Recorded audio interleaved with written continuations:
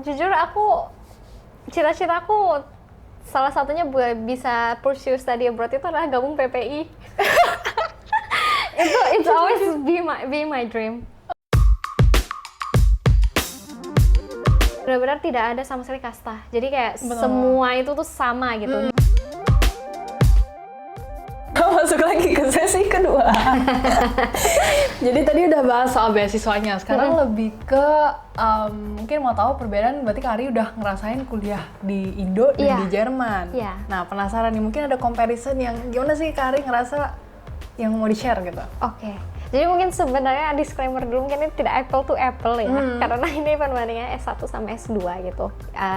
Tapi ya memang yang pertama itu tiba-tiba berada di lingkungan yang full English, itu cukup agak kaget, karena jujur aku juga dulu pas kerja di perusahaan itu full bahasa Indonesia, waktu aku juga kuliah sebelumnya itu juga full bahasa Indonesia. Jadi ketika memang untuk beberapa bulan pertama itu langsung cemplung everyone speak with English gitu, diskusi, bertanya ini pakai Inggris itu, jadi ya pressure dan memotivasi juga sih, kayak aku juga harus ini nih, harus bisa cas-cus gitu bahasa Inggrisnya. Jadinya kayak gini. Ini kan ngomong bahasa Indonesia. Tapi ya perbedaannya sih terutama di bahasa ya. Tapi mungkin pas awal-awal gitu aku juga merasa ketika aku bertanya di kelas ada ketakutan bahwa kira-kira orang itu paham nggak ya pertanyaanku, atau mungkin kita aku jawab atau presentasi mereka kira-kira paham nggak ya. Nah tapi ternyata itu ya karena bahasa Inggris itu bukan bahasa utama kita, itu sangat amat for making mistake gitu. Karena even kayak dari teman-teman aku juga yang mayoritas internasional itu juga ya kadang malah kemampuan bahasa Inggris kita tuh tidak sejelek itu kok gitu. Dan ternyata penyampaian pesan kita tuh nyampe gitu, dan itu aku benar-benar merasa humble dan belajar banyak. Itu juga salah satunya dari lecturernya, dari dosen-dosennya, karena mereka itu selain experience dan sangat amat paham gitu di bidang mereka itu juga benar-benar tidak ada sama sekali kasta. Jadi kayak semua itu tuh sama gitu. Jadi even kayak kita punya pendapat yang berbeda sama lecturer gitu, mereka tidak akan berusaha no I think your opinion is wrong. Itu enggak ada sama sekali. Benar-benar enggak ada. Malah dari mereka, oh I really like your opinion as an experience, can you explain more gitu. Jadi mereka itu benar-benar open gitu untuk menurut kamu gimana, jelasin lagi dong gitu. Dan itu benar-benar membuat kepercayaan diri kita tuh meningkat gitu. Dan jadi yang karena di S2 ya, aku tidak tahu kalau bagaimana di S1 di Jerman. Jadi memang mayoritas kelas itu mainnya discussion. Jadi kita ke kelas itu seringnya diskusi, dibuat per kelompok, dikasih isu, terus nanti kelompok A bagaimana, kelompok B, kelompok C bagaimana. Jadi biasanya nanti kita diskusi sesama tim member kita, satu orang ditunjuk buat jadi speaker, nanti dia akan merepresent tanggapan kita terhadap isu tersebut gitu. Jadi dan karena aku satu kali pertemuan itu sekitar 1 jam 45 menit, itu benar-benar nggak berasa. Karena the whole time itu ngomong ya, paling pas 10 menit, 20 menit pertama masih melihat slides, buat biar kita berada di page yang sama, merasa di poin yang sama, punya pemahaman yang sama. Ini berlaku untuk di mayoritas mata kuliah yang ada di studiku. Nah nanti sisa waktu berikutnya itu discussion. Itu benar-benar discussion. Wah, and it's something yang maybe ya perkuliahan S1 mungkin nggak seperti itu. Could be ya. Aku nggak tahu. Dari pengalaman Kak Ari? Yang dari Indo. Sebenarnya dari Indo itu juga aku berasanya itu kalau di Indo tuh mungkin ya kita tuh masih kayak takut gitu kan buat raising question gitu. Ada entah kenapa waktu itu ada social anxiety, kira-kira pertanyaanku ini berbobot enough nggak buat didengerin orang lain gitu. Yang relate. Nah itu yang aku merasakan dulu sebelumnya. Tapi kalau aku kira mungkin generasi sekarang udah lebih percaya diri ya, jadi kalian lebih kalau mau tanya ya setanya aja, because that's the reality. Itu yang aku rasakan banget pas aku S2 di sini. Itu kadang dengar pertanyaan temen itu yang because they're genuinely nggak tahu aja gitu. Betul. Dan itu juga nggak harus dijawab sama lecturernya, bisa juga dijawab sama student lain. Oh, I think, atau enggak, I would like to add gitu. Jadi kayak apa ya, benar-benar sharing ilmunya tuh jalan gitu waktu Benar-benar. aku di kelas. Itu yang aku rasakan pas aku di S1. Nah, selain itu karena tadi kita bahas tentang bahwa lecturer atau dosen ini menempatkan dirinya sejajar dengan student itu, kalau di Jerman ini akan sangat di-encourage untuk kalau misalnya kalian habis ujian itu buat follow up. Misal kalau kalian pingin tahu kenapa kalian dapat nilai sekian. Oh. Jadi kayak waktu itu kan juga ada ujian ekonomi ya, salah satu ujian tulis dan ujian statistik.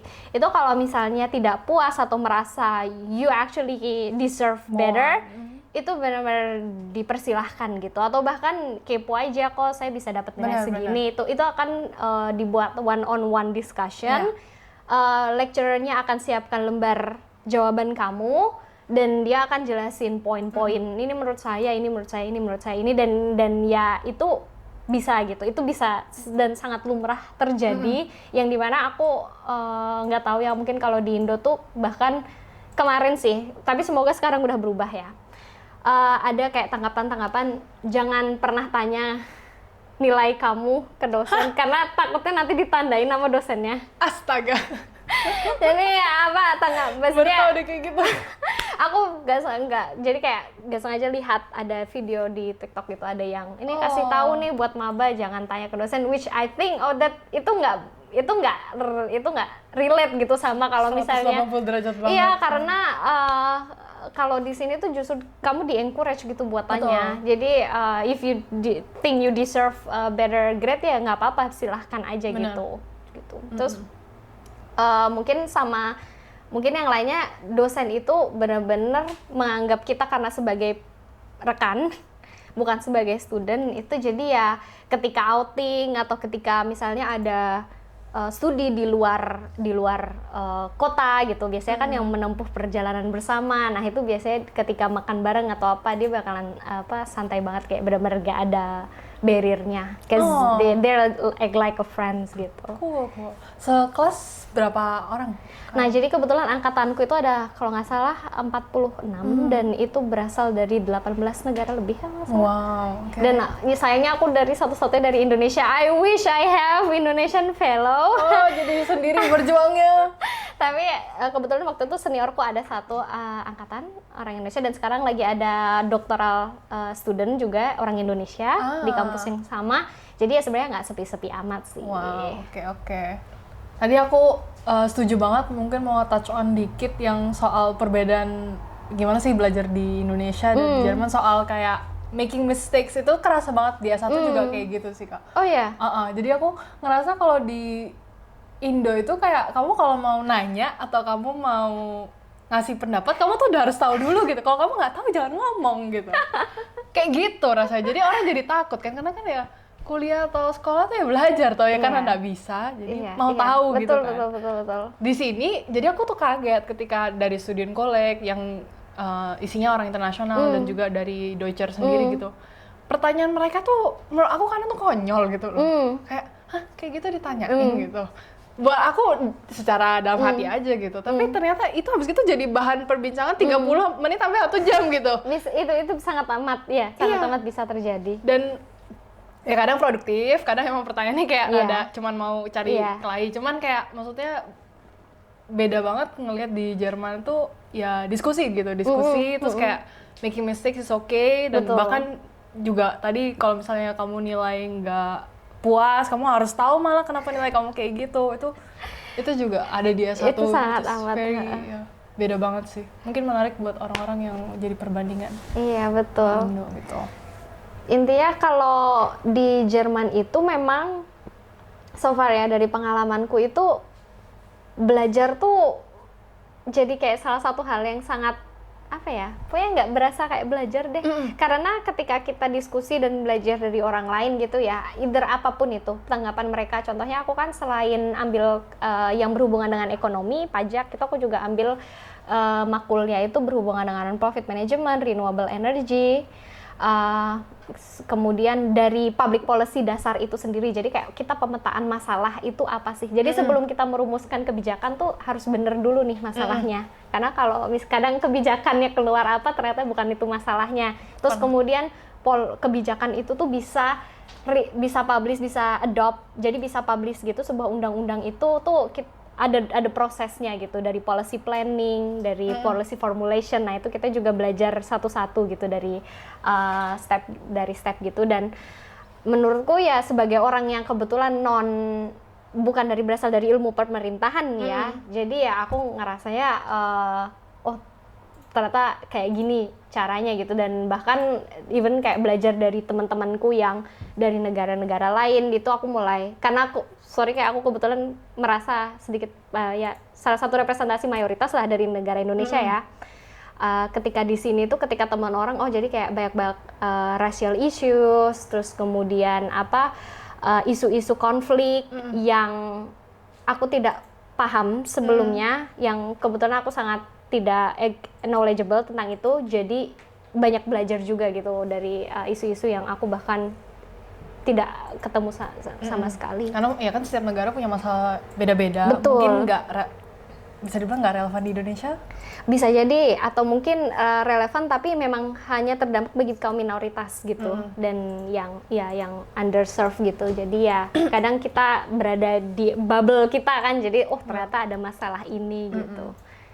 Menurut Kak Ari, knowledge yang Kak Ari dapat dari S1, aku ngomong maksudnya mungkin in your personal opinion, kualitas knowledge yang didapat dari perkuliahan di Indonesia tuh mumpuni nggak sih buat kita bukan bersaing sih, cuman kayak ya keep up with the standar di Jerman ataupun ya teman-teman internasional gitu. Jadi aku sebenarnya agak gak bisa menginline karena again, aku S1-nya kan walaupun jurusan ekonomi lebih ke manajemen ya.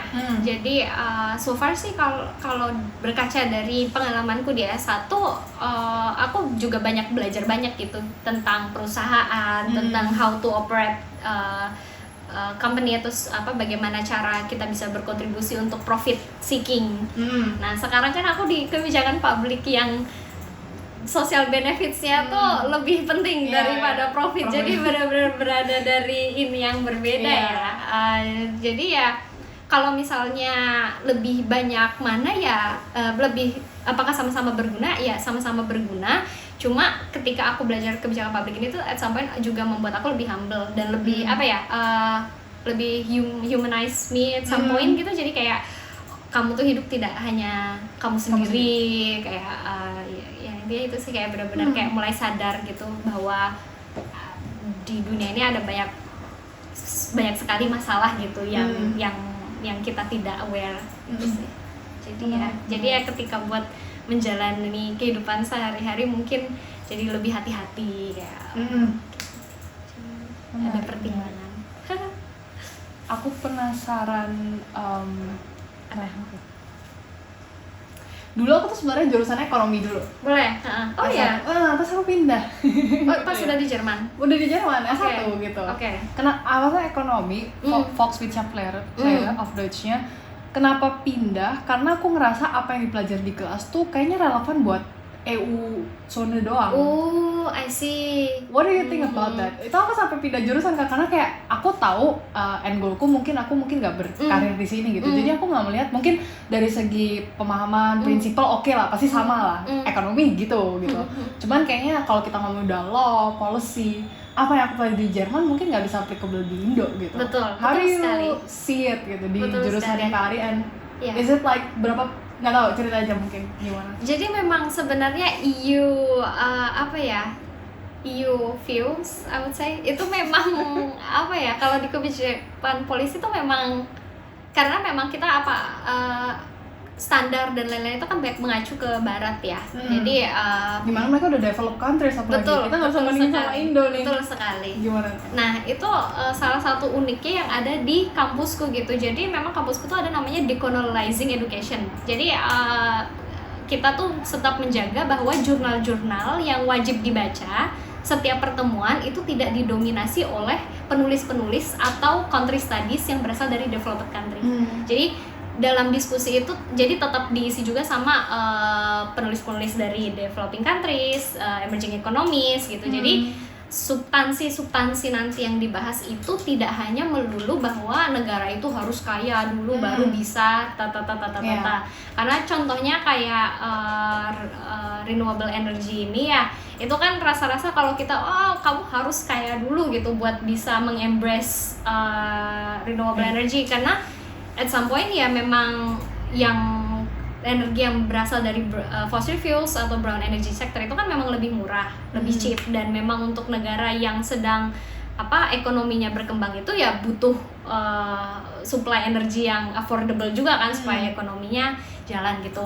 Nah tapi di kelasku itu kayak enggak, gimana caranya kita harus berpikir bahwa kita harus bisa berjalan beriringan bersamaan. Jadi kita bisa menuju achieve renewable energy, tapi ya kita pikir gimana caranya developing economies ini tetap keep up gitu. Terkait dengan yang tadi Vero bilang apakah terlalu EU dan lain-lain, itu it always depends on the subject that you take.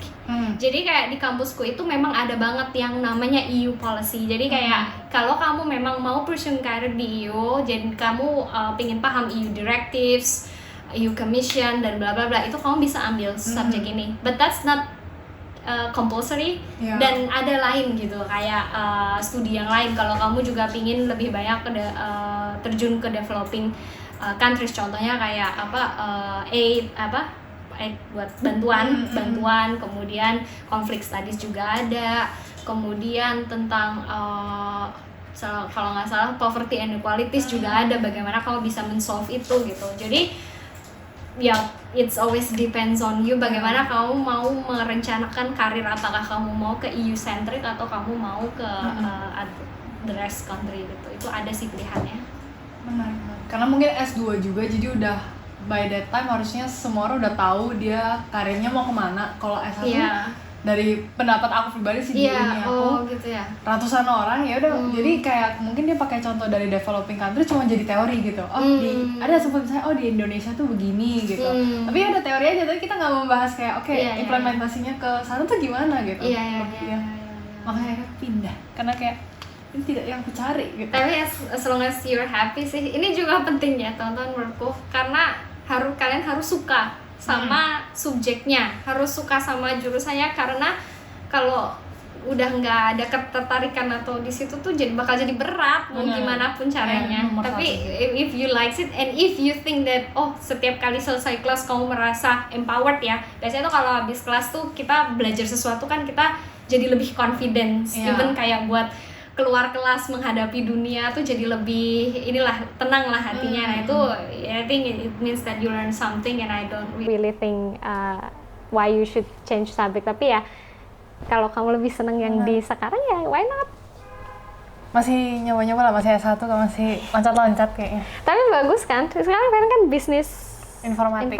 Iya. Itu juga bagus, demand-nya kan tinggi. Iya. Tapi yang bahas public policy menarik sih, aku juga suka ngikutin, makanya termasuk kolom setia Kak Ari IG story mungkin ada yang mau cek.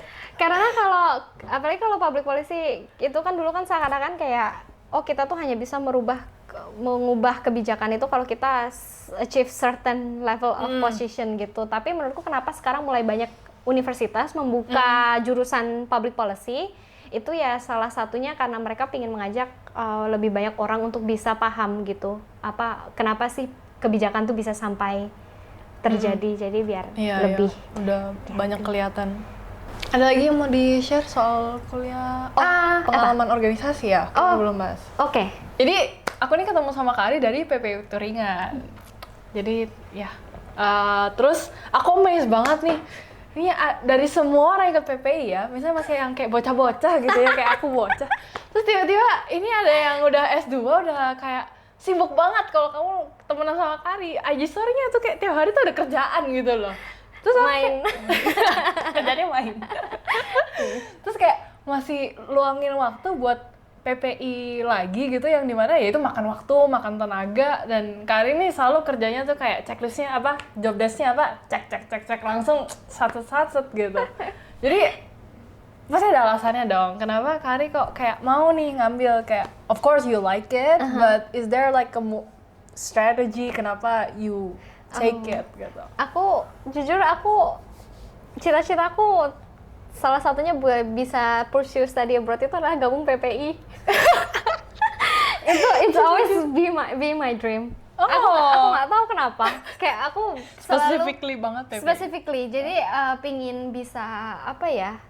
I feel like at some point kita pingin ada komunitas Indonesia dan pingin bisa merepresentasikan negara kita gitu. Dan menurutku PPI itu keren ya karena contohnya walaupun aku tadi yang aku bilang ke Feren berasal dari 18 negara lebih di batchku, itu kayak none of them gitu have the most organized student organization. Dan itu kayak loh kenapa, padahal katakan representasi mereka dari negara mereka tuh juga lumayan loh gitu. Tapi aku ngerasa, jadi aku tiap PPI kita tuh ada acara tuh aku selalu share kan di batch kayak ini my Indonesian student. Emang gitu. Mantus sih, kita apresiasi PPI semua PPI.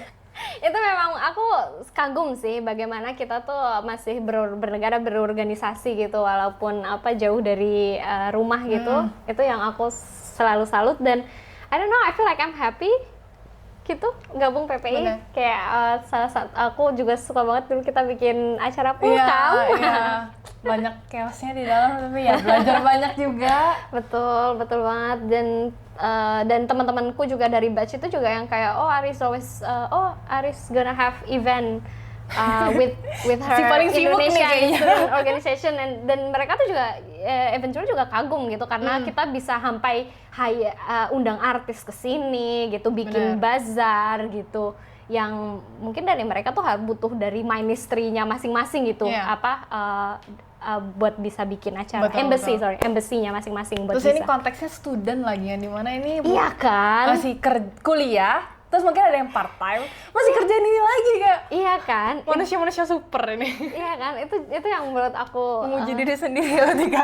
Nggak apa-apa Feren, but because that's the reality gitu. Karena temanku tuh juga kayak kok bisa sih kalian bikin gitu kayak even misal dari mereka yang kondisi ekonominya lebih negaranya lebih ini juga mereka nggak bikin juga gitu acara gitu. Betul iya. They always waiting for the embassy atau other government institution gitu buat bikin acara. Kita mah bikin aja sendiri. Mantap luar biasa Gitu. Tapi karirnya lebih luar biasa lagi, dia nggak cuma ikut PPI tapi dia juga ada ikut organisasi yang lain gitu. Mungkin boleh diceritain nih Kak. Jadi aku selama studi itu aku ada gabung student government itu kayak BEM tuh apa? Badan Eksekutif Mahasiswa. Oh my god, ya jadi atau OSIS deh, SMA OSIS. OSIS ngerti. OSIS. Nah itu aku di student government itu yang di bawah jurusanku. Itu aku sebagai bendahara. Kemudian aku juga ikut podcast club. Itu kalau kalian pingin lihat itu ada namanya Buletin Podcast, itu biasanya nanti kita bahas yang mau bahasnya apa itu? Bahasnya tentang kebijakan publik. Jadi kita undang experts yang dari berbagai field, terus nanti kita biasanya spesifik isu policy ya, karena kita memang public policy. Nah itu nanti kita bahas aja tanggapannya mereka, but it's in English. Tapi aku juga sempat ke waktu itu undang yang doctoral student yang dari Indonesia. Oke. Itu passion project atau dari institusi Kak? Itu memang sudah berdiri, jadi kayak memang ada podcast club dari kampus. Jadi selain podcast club namanya Buletin. Jadi mereka itu either blog atau podcast. Jadi untuk sebagai blog itu kamu bisa nulis-nulis 500 kata artikel kamu tentang sebuah kebijakan atau sebuah masalah, nanti dipublish di blog university atau podcast gitu. Nah itu aku yang di podcast itu sebagai hostnya, jadi aku tidak membahas jadi lebih kayak host gitu. Jadi yang bagian kayak Feren katanya. Palingnya kayak tadi aku cerita yang student assistant. Jadi kebetulan kampusku itu lagi ada project lagi dengan Indonesia. Nah di situ kebetulan mereka buka vakansi gitu buat jadi student part time. Nah itu. Which is you're the only Indonesian. I think it's kind of also bless kayak opportunity gitu kayak blessing in disguise. Terus akhirnya aku apply dan ya sebenarnya nggak cuma Indonesia sih, jadi Meksiko, Indonesia, South Africa. Tapi ya I think I can feel the spot being Indonesian gitu, kenapa enggak gitu. Tapi ya intinya itu aku teaching assistant sampai sekarang masih berjalan. Tapi ya sebelumnya juga sempat jadi student assistant juga, jadi aku kayak bikin tutor kelas gitu buat junior aku setahun di bawahku itu untuk kelas Public Administration and Finance karena backgroundku di pajak sama statistik. Wah, luar biasa. Gitu.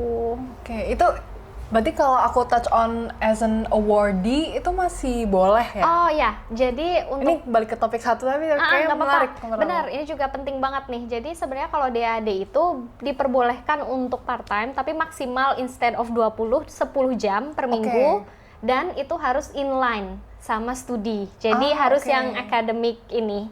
Field. Gitu. Tapi kalau di company yang align, I think boleh dicoba aja gitu. tapi harus dapat approval dari. Betul sekali. Nah, kebetulan itu aku ngajuin formulir bahwa sekian gajiku, jadi ada batas maksimum earn gitu ya. Termasuk kalau pas internship, kalau ikut internship berbayar, itu juga ada maksimum ini, earn-nya per bulan. Nah, itu batasnya selama tidak melebihi batas, itu should not affect your stipend gitu. Which is nominal, Kari kalau boleh. 500 probably. Aku juga agak lupa ya. Penghasilan tanpa pajak di sini 520 sih at the moment. Betul, karena aku, kalau nggak salah 520, karena aku juga cuma student part time ya, jadi jam kerjaku aja tuh cuma 8 jam per minggu, jadi tidak akan melebihi batas itu. Make sense ya. Jadi setelah dapat approval, itu aku bisa tetap dapat stipend dan juga tetap ini. Aktif banget kan? Enggak. Mantap ini orang. Tapi jadi kerasa waktunya itu kayak blink of an eye. Kayak aku sedih aja sih, karena aku rasanya itu kayak kemarin tuh baru mulai ngampus kan, masih kayak yang oh my god, aku udah lupa caranya nulis notes, what should I write. Iya. Ketika kita di kelas, apa sih yang harus aku summary. Ya 5 tahun nggak nyentuh kayak gituan. Iya kan, aku pas awal-awal itu juga kagok juga gitu. Sebenarnya kalau ke kelas ngapain sih? Jadi pas kelas tuh jadi diem dulu gitu, karena bener-bener lupa rasanya sekolah. Gitu. Terus sampai sekarang yang udah mau selesai, kind of sad. Luar biasa. Iya. Menurut aku ceritanya Kari ini juga inspire. Aku banyak ketemu orang yang mereka mungkin udah kerja kayak Kari, terus mungkin ada career break atau gimana, terus pengen kuliah lagi nih, tapi habis gitu kayak mikir-mikir, karena kan path untuk kayak kamu udah misal kerja terus tiba-tiba kuliah lagi, it's very strange. May I say di Indo gitu loh, kayak lu stable aja gitu. Jadi what you're taking on itu menurut aku inspire a lot of people yang itu loh, kalau mau belajar ya gas aja gitu ya sih. Dan sebenarnya juga kadang memang kita nggak akan figuring out sekarang gitu, karena aku juga pas dulu masuk tuh pikiranku tuh pokoknya pajak nanti aku ini, tapi ternyata pas setelah aku 2 tahun ini mulai jadi ada, it's somehow open another door gitu loh. Like for example, aku tuh tesisnya tuh justru bukan tentang pajak. Yang S2 nih? S2 ini. Oh oke, jadi lain. Jadi tesisku tuh akhirnya tentang renewable energy investment. Wow. Jadi it can be another way to open another door gitu kok sebenarnya. Jadi kita udah ngomong nih panjang lebar tentang cerita Kak Ari, dapat beasiswa DAD, terus perjalanan specifically tentang public policy yang menurut aku menarik banget. Semoga tidak bosan. Enggak, menarik banget kan ya guys. Nanti kalau kalian kasih tahu kalau misalnya kalian ngerasa ini bermanfaat atau kayak menginspirasi kalian buat pursue public policy atau gimana gitu.